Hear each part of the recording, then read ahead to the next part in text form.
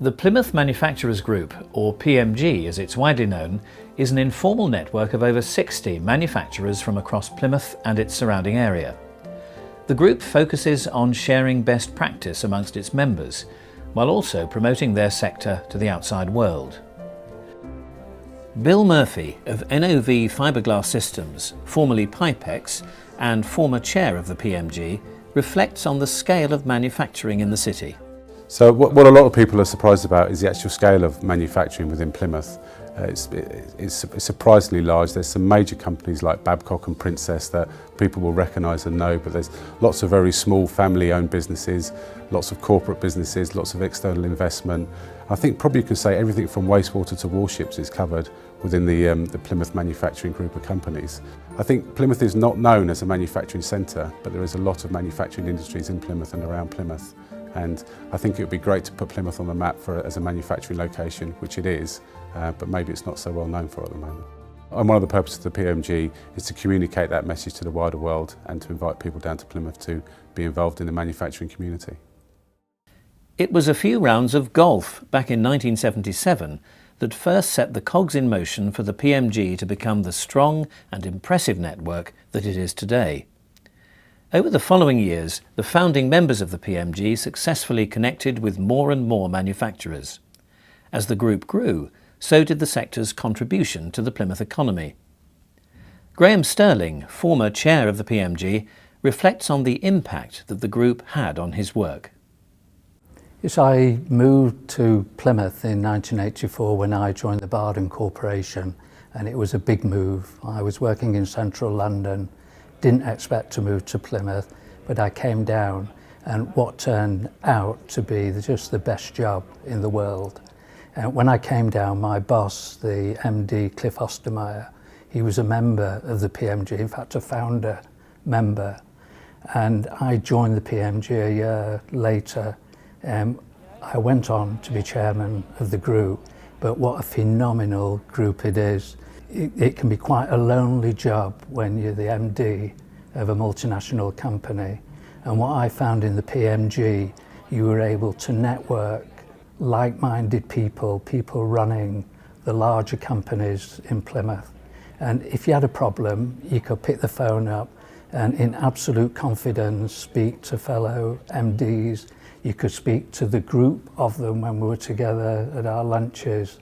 And it was just the most amazing camaraderie, and it benefited my business so much, having access to the PMG. One of the major benefits, the Barden Corporation was headquartered in the USA, and it was also German owned for a big part of that time. And what we had to do was make sure that there was a focus on the Barden Corporation in Plymouth. And we really grew the business from a very low loss-making position to a leading multinational company. And the help that I received from the likes of Wrigley's and Gleason's and Fine Tubes and the other overseas companies, just talking through plans, rationales, how do we make the strongest possible pitch to remain in Plymouth and grow in Plymouth and be part of the Plymouth manufacturing family, and that's what we were, just absolutely invaluable. And here we are 40 years later. Fantastic. So how does the PMG work to bring such benefits to its members? At the highest level, the PMG offer senior management the following opportunities: information sharing, peer-to-peer networking, factory site visits, surveys and benchmarking. In addition, members derive some of their greatest benefits from their specialist staff becoming involved in the PMG's themed subgroups. These include continuous improvement, resource efficiency, and health and safety. So what the PMG has done for me personally, it's allowed me to develop as a leader. There's lots of leadership programs within the PMG, there's lots of sharing of good practice, and having that confidential ability to speak to other leaders within the Plymouth community about issues and things that we're evolving has been fantastic for me personally, and allowed me to evolve and develop my skills within my remit. As far as my team and the leadership team within our company, they also, through the subgroups, have been able to grow and develop by interacting with their own equivalents in the other manufacturing companies. For example, the Resource Efficiency Group, there's a number of good practices that our people have taken back from that group which are actually impacting our business, saving money on the business and allowing us to develop different things within our business. So I would say all the subgroups offer really good value for best learning, best practice and growth within locality. Alongside its large, long-established members, the PMG also exists to support developing SMEs in the sector. In 2009, Karen Friendship, MD at Alderman Tooling, was instrumental in the creation of the PMG's Network Members Group, which caters for these smaller companies. Karen still chairs this network today and finds the PMG an invaluable resource for her business. So we set up this SME network, or what we call the network members of the PMG, and that enabled smaller companies that didn't maybe have the mass numbers of employees to also join this fabulous network. So for those that are under 100 employees but are aspiring to grow, aspiring to be bigger and better, and some of them potentially being supply chain companies into the larger organisations, helping them develop and learning from the leading lights in manufacturing. And currently we have around about 40 members. The peer-to-peer learning has been incredibly valuable. The site visits have been eye-opening, especially in those early days when I was in a management role. One of the major projects that we have embarked on in the last couple of years is to tap into some funding that allows us to train our staff in business improvement techniques and improving efficiencies. And this training wasn't actually available to a small company like ourselves. We actually needed to send at least 8 to 16 people on this course in one day, and this would span over about a year's worth of training, one day a month. And of course, for myself as a 50-employee company, releasing 8 people from production and the office would pretty much decimate us. Well, we asked around the PMG network member companies who also may have thought that this was a huge benefit to train their staff in. And so we collaborated together to take advantage of this training, but as a shared project. So we had 4 member companies that embarked on the first cohort. And so that gave us the mass numbers to tap into this funding and this training. And it was phenomenally powerful. Amongst its regular network activities, the PMG also hosts certain annual events to bring businesses together and collectively address hot topics. For example, the PMG's summer conferences have recently covered issues such as skills and talent retention, employee engagement, and Industry 4.0. The PMG's Christmas lecture is designed to be inspirational and thought-leading, not only for PMG members, but also for students of engineering and other stakeholders. And it's proving to be a popular addition to the Plymouth business calendar. Another core purpose for the PMG is to provide external representation for its members. The manufacturing sector contributes a higher than average 16% into Plymouth's economy and employs 12% of the city's workforce, making it the largest concentration of manufacturing south of the Midlands. This collective weight, combined with the PMG's proven sustainability, ensures that its voice is heard. In 2014, the PMG helped form the South West Manufacturers Network to give even further clout to its lobbying voice.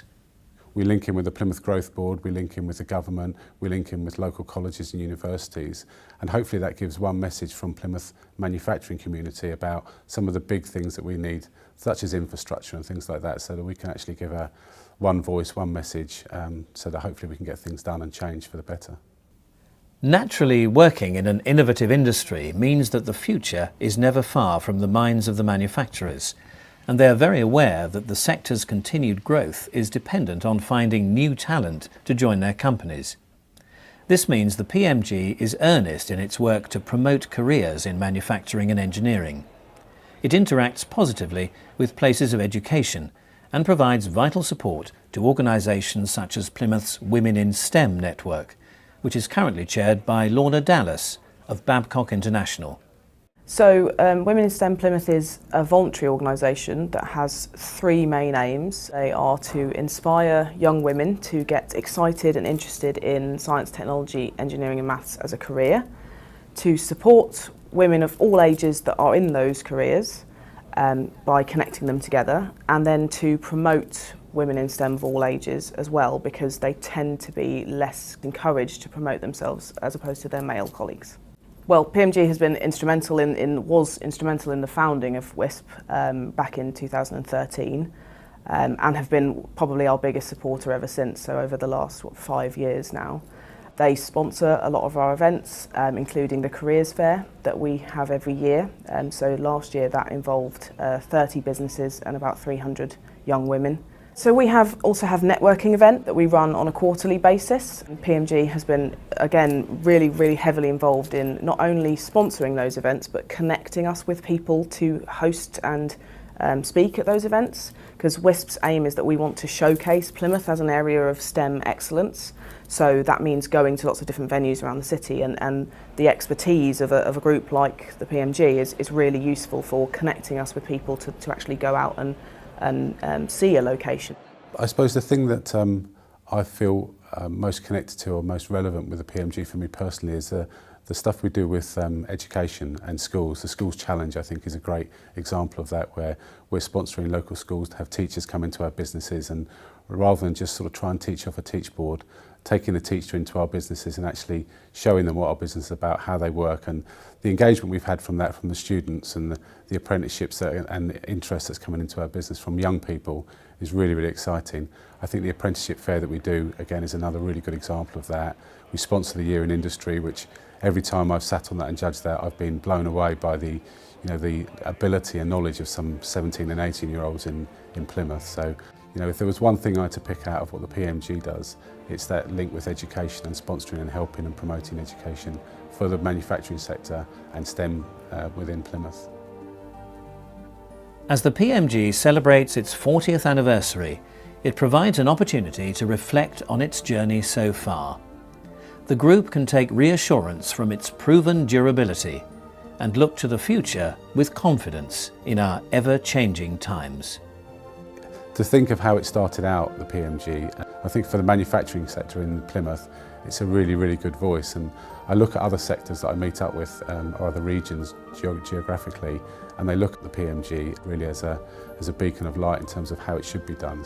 I think it's got a great future, it's a great organisation, and I think the future will be very bright for it. So, as well as celebrating our 40th anniversary this year, like every good company, you have to find out where the benefits are in the future years to come. So we need to keep this fresh and alive with current members, and obviously bring in new prospect members as well. And I can only see this group growing. It's just got absolutely massive contribution to make to the manufacturing scene in the Plymouth, the travel to work area, the region. You just cannot speak too highly of the Plymouth Manufacturers Group, and I just hope it just grows and grows and grows and prospers, and it will. It must. It will.